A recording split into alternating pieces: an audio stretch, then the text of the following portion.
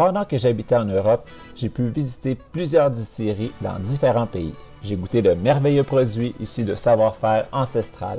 À mon retour au pays en 2006, on comptait sur les doigts d'une main les distilleries québécoises.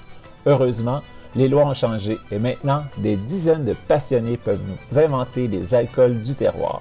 Je suis Patrick Tousignan et je vous invite avec moi à découvrir les distilleries du Québec.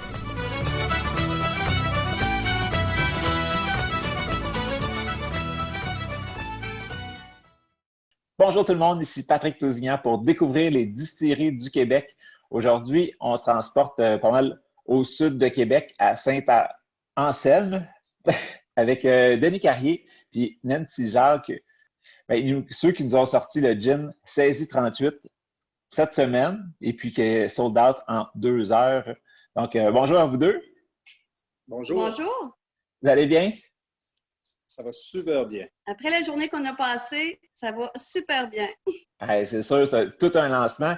Puis, on voit que vous avez le côté entrepreneurial. Vous avez vraiment procédé à un lancement. Vous n'avez pas juste pitché le produit. Vous avez titillé vos clients un peu avant. Regardez, ça, c'est un alambic. On ne vous dit pas ce que ça vient. Oh, c'est un gin, mais on ne vous dit pas le nom. Puis finalement, le 12 septembre, 9h30 à peu près, vous faisiez le lancement officiel. En 2 heures, tout s'est vendu. Il y avait des beaux line-up comme on peut voir sur les photos. Félicitations, chapeau. Même moi, je n'ai pas eu la chance d'y goûter. C'est tout vendu. Ça va à la prochaine batch. Puis, vous autres, ça vous est venu comment l'idée de partir comme ça, une distillerie? Bien, premièrement, mon Denis a planté des Camrys. Le but n'était pas de faire de l'alcool au début, c'était de faire connaître le produit, faire connaître la Camrys. Et ensuite, on a fait de la transformation, des confitures, tous des petits pots alimentaires. Et moi, je tenais à faire un test de vin et de tout ça. Fait que ça a commencé avec le vin, qui n'est pas sorti encore parce qu'il n'est pas prêt, il est en mûrissement. Mais après ça, un consultant nous a dit, pourquoi pas utiliser vos pots au lieu de faire du gaspillage? Pourquoi pas acheter une alambic pour récupérer tout ça puis en faire de l'alcool? Alors, l'idée est sortie là, et puis on trouvait ça super intéressant de ne pas faire de gaspillage avec nos pots et tous nos lits. Alors, on travaille avec ça. OK, parce que vous, à la base, votre nom, c'est pas distillerie quelque chose, là. Vous êtes Camrys Saint-Philippe, puis après ça, ça s'est développé. Mais la Camrys, justement, vous vouliez le faire connaître parce que c'est pas très connu au Québec. Si je croque dans une Camrys, je m'attends à quoi comme goût? Ça ressemble à quoi? Je dirais une explosion de fruits. Au tout départ, quand on va prendre la première Camrys, quand vous allez manger votre première Camrys à vie, vous allez sentir un petit surette dans les joues. Et puis ça, après 4 Camrys, c'est fini. Et là, les saveurs là, rentrent à pleine bouche. C'est un délice. Au début, plusieurs nous disent « Ah, ça goûte le bleuet ». Mais après plusieurs qu'on mange, là, c'est juste la couleur parce que notre cerveau, c'est bleu, ça ressemble à un bleuet. Mais le cerveau l'associe au bleuet, mais ça ne goûte pas du tout le bleuet. C'est vraiment autre chose. On dirait qu'on a un mélange de toutes sortes de fruits dans la bouche. Mais nous, on dit que ça goûte la Camrys. Oui. Puis en grosseur, ça a l'air comme une petite prune, mais faite sur le long, comme une date fraîche, mettons, ou... Oui, c'est plus allongé. Ça a une couleur plus allongée, couleur bleue, mais elle est faite un petit peu plus longue, mais on a 5 variétés. Il y en a qui sont faites plus boules, puis il y en a qui sont faites de forme plus allongée. Et puis, vous avez un système spécial, puis la cueillette. Tu sais, les vendanges, c'est vraiment les raisins avec des sécateurs. Puis j'ai vu une petite vidéo sur votre page Facebook avec une espèce de drill. Pouvez-vous m'expliquer comment ça se fait, la récolte des Camrys? Oui, on a un genre de rack qu'on passe par-dessus le rang de Camrys. Et puis de chaque côté, on a des tôles amovibles. Puis là, après ça, les gens, on a 2 cueilleurs qui ont des scies alternatives. Okay. On appelle ça, en d'autres mots, là, des jigsaws. À la place de la lame, on a une robe avec une fourche au bout. Là, les jeunes prennent ça, puis ils rentrent ça dans le plant, puis là, ils brassent. Ils brassent le plant, fait que tous les fruits tombent dans les tôles. Et à chaque plant, là, ils prennent la tôle, ils la soulèvent, ils la vident dans les bacs de congélation, et ainsi de suite. OK. Puis ça, vous les congelez, fait que vous allez pouvoir produire votre gin à l'année, mettons. C'est en plein ça.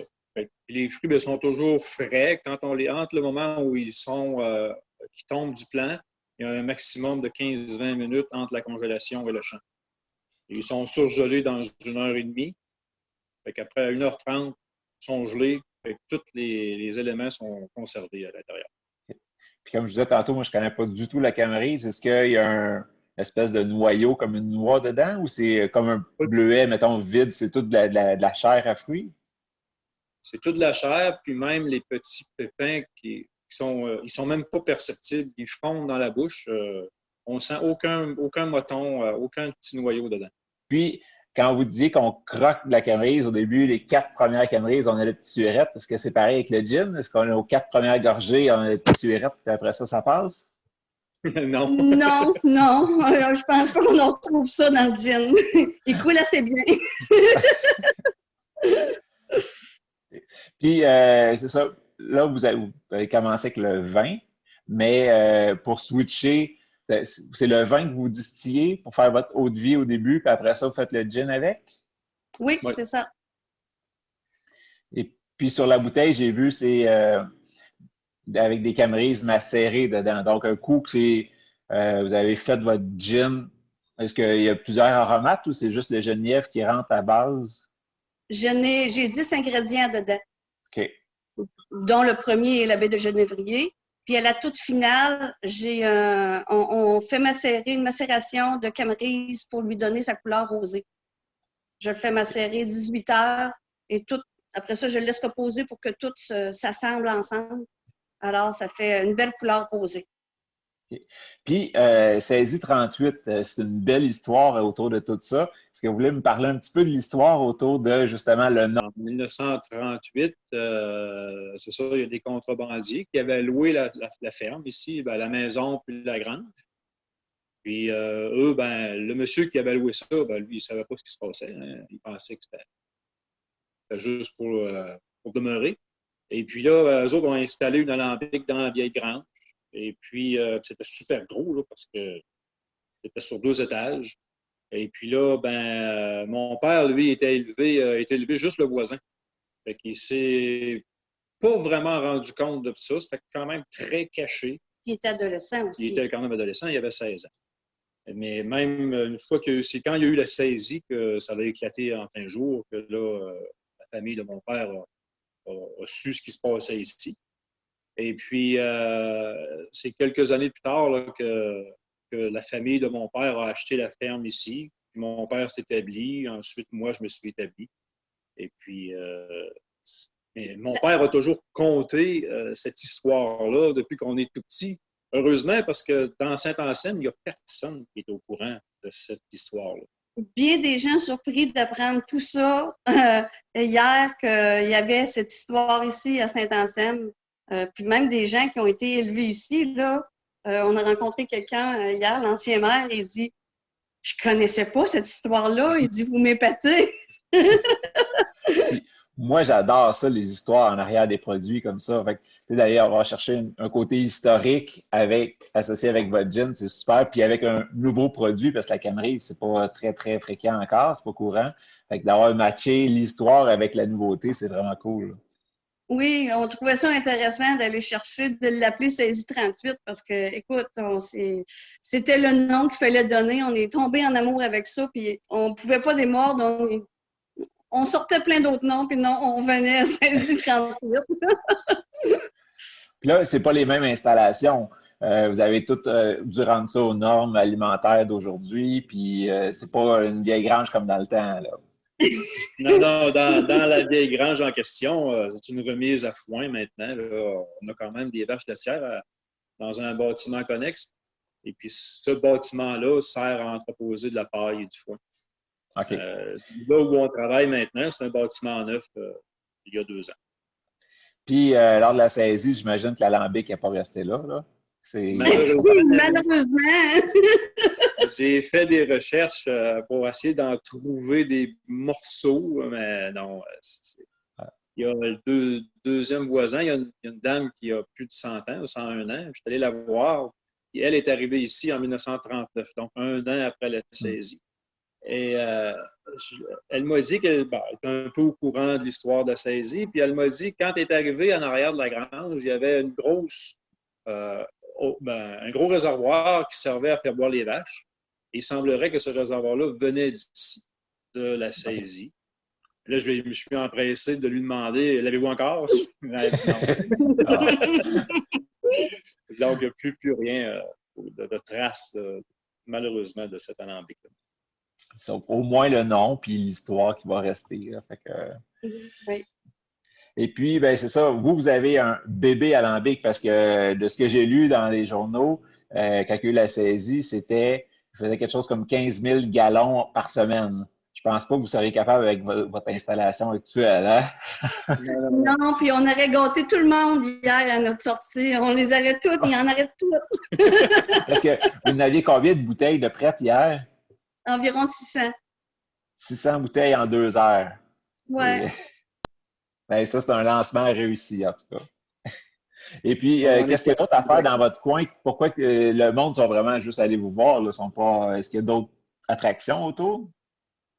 Oui, il y en a d'autres. Il y a le Ricaneux, qui est quand même proche de nous autres. Il y a aussi Domaine Bellechasse, qui est à Saint-Charles.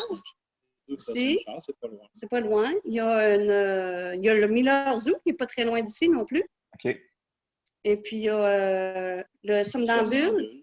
Okay. C'est une cidrerie.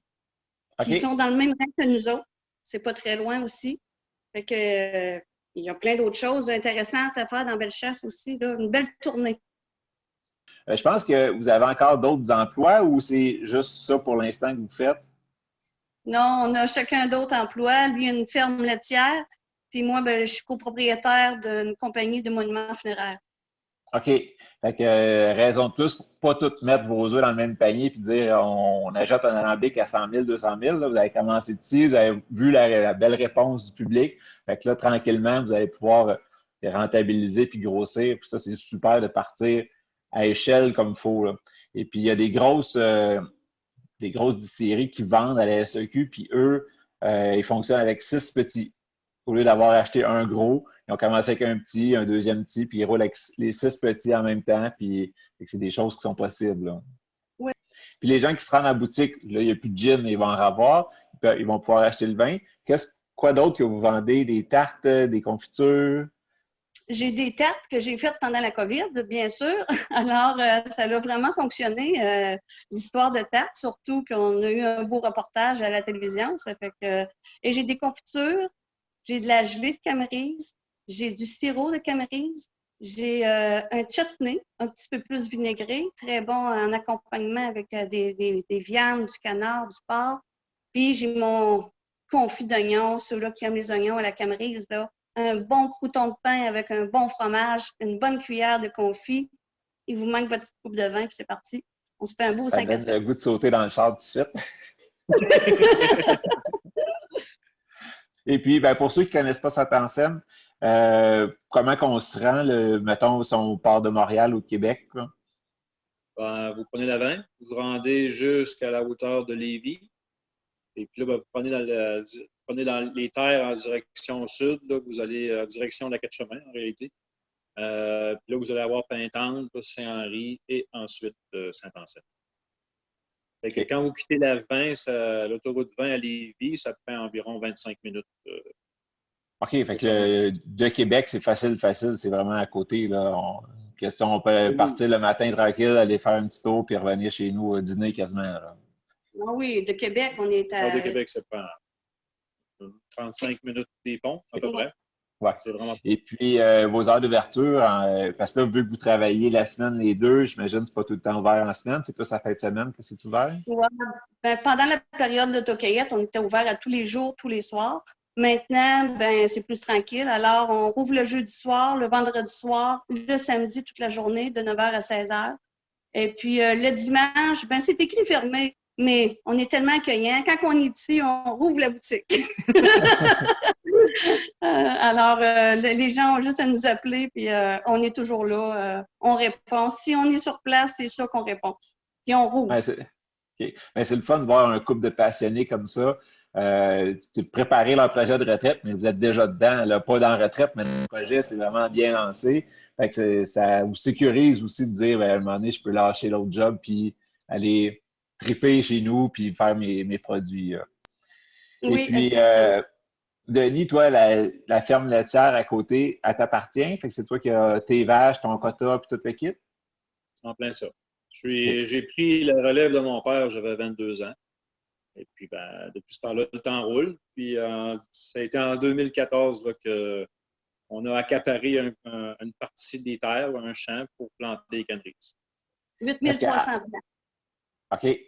Parce que là, ce que je disais dans l'article, c'est qu'au début, vous pensiez peut-être faire des bleuets ou d'autres choses. Vous avez dit, ah non, c'est trop commun, on essaye quelque chose de nouveau. Puis l'idée Ouais. de la Camerise, vous l'avez trouvée où? C'est en fouillant un peu partout parce qu'on a songé à plein d'affaires. Quand j'ai exclu les bleuets, bon, ben là, on fait quoi? On avait pensé l'argousier, mais là, la récolte n'était pas facile. L'argousier à cause des épines. Ça fait que on s'est dirigé. Il a même pensé au cannabis. Puis là, ben, on s'est dit, hey, on ne dormira pas de la nuit. On va tout le temps avoir peur de ça. Fait qu'on a oublié cette idée-là. C'est moins dangereux pour les bandits avec la cannerie. Ouais. Mais là, vos prochaines bouteilles de gin, ils vont être une denrée rare. Fait qu'il va falloir les surveiller, ça aussi, là. Ouais, peut-être, oui. Oui. Et puis, avez-vous pensé éventuellement passer en SEQ ou plus rester en petit volume puis vendre vraiment chez vous? Là? Probablement rester chez nous Un petit volume. en petit volume. OK. Fait qu'on n'aura pas le choix de se déplacer et d'aller vous voir. C'est le fun, ça.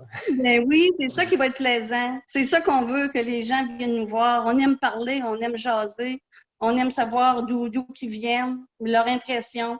On veut tout savoir. Là, je vois vos beaux chandails. Est-ce qu'il y en a à vendre à la boutique ou vous en avez fait juste deux pour vous deux? Non, ils sont à vendre à la boutique. On a des gilets femmes. En V, puis rond pour un. Ils sont pas mal beaux, c'est le fun. Puis ça explique pas tout non plus, fait que ça va ouvrir les discussions, dire pourquoi ça hésitera tout, fait que votre histoire va se répandre chaque fois que quelqu'un va porter le chandail, c'est le fun. Ben oui, parce que la personne qui va avoir le chandail va savoir l'histoire, donc on va la raconter. Oui, vous allez faire des petits, puis là, le prochain maire va connaître l'histoire, c'est sûr. Ça sera pas comme l'ancien. Et puis, c'est ça. Fait que là, vos prochains produits, prochaine batch, avez-vous une idée de quand que ça va être disponible à peu près, le gin? Dans environ un mois. Parce que ma cuve est en fermentation, puis elle est à mi-fermentation à peu près. Ouais. Fait qu'il en reste encore pour une semaine et demie, 2 semaines à fermenter. Alors, après ça, ben, il faut que je l'envoie dans mon bébé alambic. Et puis après ça, c'est ma macération d'ingrédients. Fait qu'elle va retourner dans l'alambic pour une deuxième fois. Ça fait que... Mais on va essayer de faire plus de petites batches pour nourrir un peu tout le monde. OK, au lieu d'attendre d'avoir un autre système. Au lieu d'attendre d'avoir un gros lot, on va peut-être faire plus des petits lots pour que les gens, qu'on ait toujours accessible ici. Puis là, c'est ça, hier, c'était vraiment le lot 1. On a même des photos du premier qui a acheté ses 2 bouteilles du lot 1. Fait que ça, c'est un autre moment historique. Mais là, après ça, il n'y a pas de fin à ça. Là. Vous allez en avoir, je suis sûr, pour un bout. Là. Oui, puis, c'est de faire notre rattrapage, là, puis après ça, ben, on va s'ajuster, on va être correct. Est-ce qu'il y a d'autres choses que vous vouliez partager avec nous autres? Des anecdotes, mettons, peut-être qui s'est passé au lancement ou depuis le début de votre aventure avec la Camerise et l'alcool? Est-ce que l'alambic s'est passé quelque chose de bizarre à un moment donné? Est-ce qu'il y a des anecdotes? Non, pas vraiment. Mais on a beaucoup appris parce que c'est en 2 ans, là, tu sais, on est dans la cinquantaine et je pensais pas qu'on pouvait autant apprendre parce qu'on est nourri de partout. On a fait beaucoup de lectures, on est allé suivre des cours de formation et puis, tu sais, on est parti vraiment de zéro pour monter jusqu'où ce qu'on est aujourd'hui. Je trouve que tout le monde est capable, même il n'y a pas d'âge pour faire réaliser des rêves, là, c'est go. Il faut avoir juste de la volonté. J'adore cette vision-là parce que puis on le voit que vous êtes 2 passionnés, mais n'importe qui a une idée en tête, Et on ne peut pas dire non, je ne suis pas bon là-dedans, c'est que je ne sais pas encore comment, puis on va l'apprendre, puis on va le faire. Là. Parce que c'est ça, vous partiez de zéro côté distillation, même vinification peut-être. Puis là, vous avez un beau produit qui s'est vendu en claquant des doigts. C'est merveilleux. Puis si vous aviez un autre conseil à donner à d'autres distillateurs qui veulent se lancer, laquelle des formations, c'est où vous avez été chercher le meilleur bout là, qui vous a vraiment donné le déclic et dire OK, là, c'est beau, on peut partir comme il faut, je sais où je m'en vais? Je dirais qu'il faut s'entourer de bonnes personnes, des gens avec qui on s'entend bien, des professionnels dans le domaine. Comme Nancy a dit, on ne s'en cache pas, on est parti à peu près de zéro. Fait que pour apprendre et apprendre rapidement, il faut vraiment s'entourer de gens du domaine. On fait affaire avec un œnologue là, qui travaille avec nous pour le vin. On a travaillé avec un maître distillateur aussi qui nous a montré les rouages de tout comment ça fonctionne, le mélange des aromates et ainsi de suite. Fait que là, au moins, on baigne dans beaucoup d'informations. Et puis là, ben, on a juste à gober. Et quand vous me dites une affaire, là, peu importe l'âge, quand vous aimez quelque chose, c'est fou comme tu peux apprendre vite. Ça n'a pas de sens, ça. Oui, parce que, tu sais, on voit, mettons, les enfants à l'école qui ont des devoirs et qui chialent, mais quand c'est notre projet, on voit le but puis on veut l'atteindre, c'est plus des devoirs, là, on ne voit pas le temps passer, on en mange, puis c'est le fun, là. Fait que, oui, c'est possible. Il nous en manque du temps. Oui, bien c'est ça. Je sais que ça fait des nuits courtes des fois. On se lève de bonne heure pour continuer autre chose les fins de semaine, mais on aimerait ça aller rien faire sur le bord du lac. Mettons, maintenant, on sait qu'on a une formation, on a ci, on a ça à aller apprendre. Fait que, il y a toujours quelque chose, mais de vivre un peu de sa passion, c'est merveilleux. Après, c'est plus fatigant le soir. Oui, tu as travaillé fort, mais tu as roulé à travers ta journée là, avec passion, avec du plaisir. C'est pas différent. Ah, c'est ça, c'est pas une corvée, c'est différent de bien du monde qui se lève le matin et qui vont à reculons à job. Là. Tu fais ta job, puis en plus, tu fais ça après, puis t'es arrivé là, fait que c'est le fun. On se développe de la nouvelle énergie. Là. Oui, l'énergie qu'on avait à 20 ans vient de réapparaître. Ben, vous avez l'air jeune aussi, vous avez l'air en santé, puis super le fun, tout le temps souriant, puis c'est le fun des gens comme vous. Merci. Merci, oui. Fait que, ben, j'imagine que sur votre page Facebook, vous allez poster la prochaine fois que vous allez avoir une batch de gin de prête. Oui, c'est sûr. Avec impatience. Fait que les gens vont passer vous voir, je suis certain.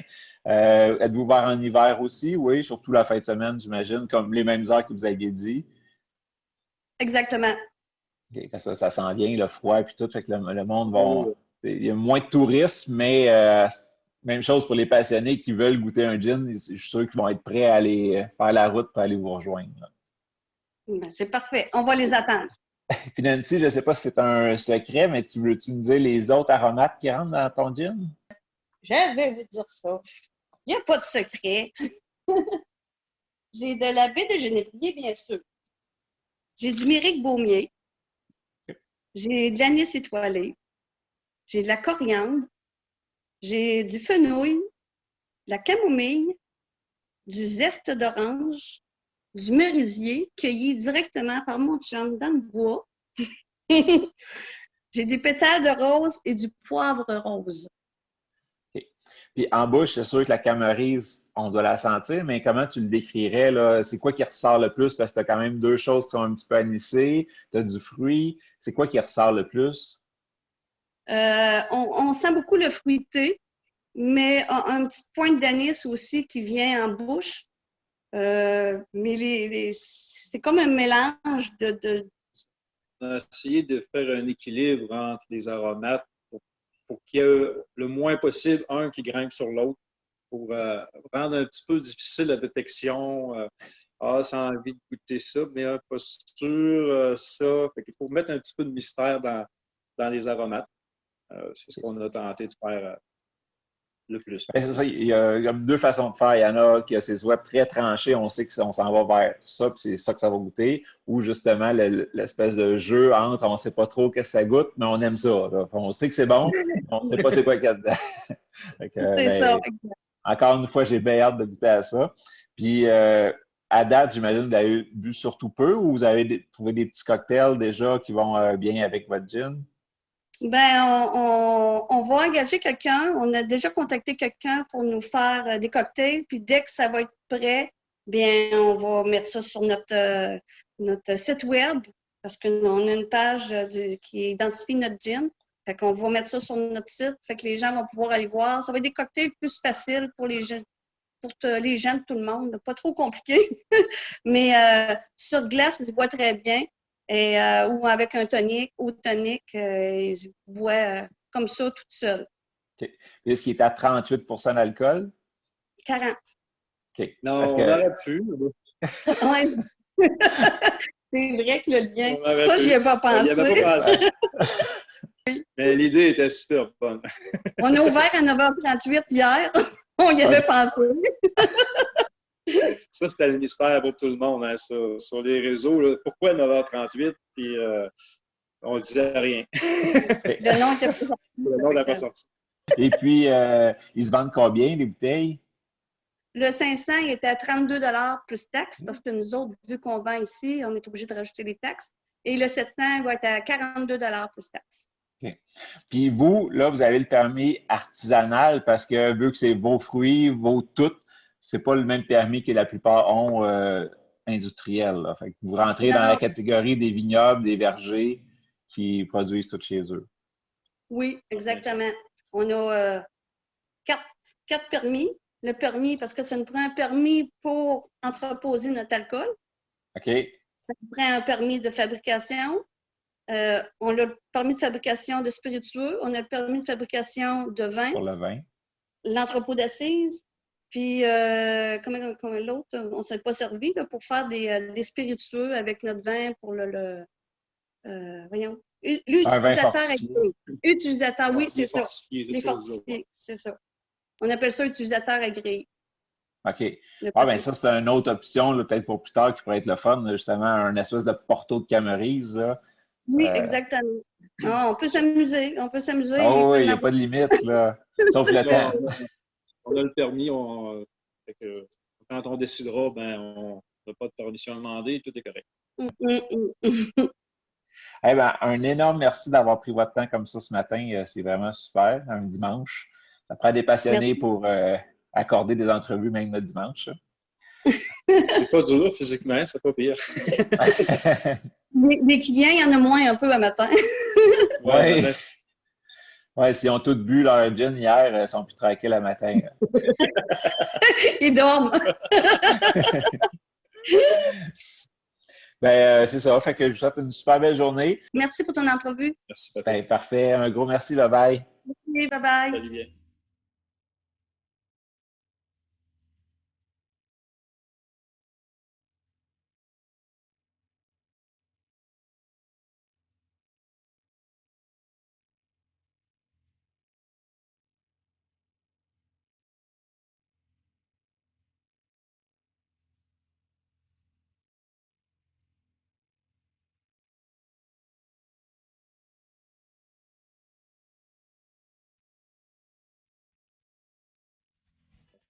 Je ne pensais pas que ça sortirait. Je savais que ça partirait, mais si vite, non. Là, il y avait des grands line-up partout. On avait fait une gageure ensemble. Lui, il avait dit qu'on avait pu la journée même, puis moi, je m'étais mis une réserve. Hein. Moi, je suis plus terre à terre. J'ai dit une semaine. OK. J'ai perdu. Je pensais de l'avoir pour la journée, mais